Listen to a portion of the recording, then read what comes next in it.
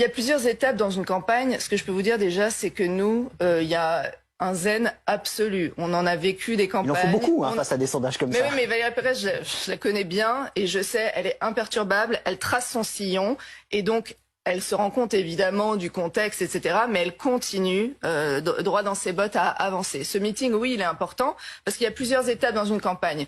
En janvier, déjà, on a rassemblé. Ça paraît évident aujourd'hui, mais ça ne l'était absolument pas. Et je pense que sur ce plateau, il y a eu des heures de débat sur elle va jamais réussir à rassembler son camp.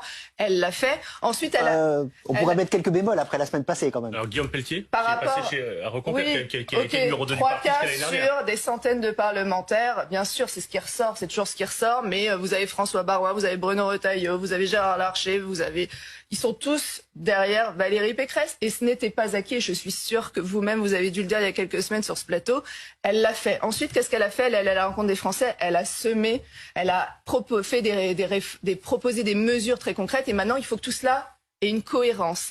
Et c'est tout l'enjeu du meeting, c'est de montrer cette fameuse vision, c'est voir comment tout ces mesures de pouvoir d'achat sur l'environnement, sur l'énergie, sur comment on lutte contre la baisse de la natalité, comment tout cela s'articule dans un projet global au service des Français. Donc c'est ça l'enjeu de dimanche.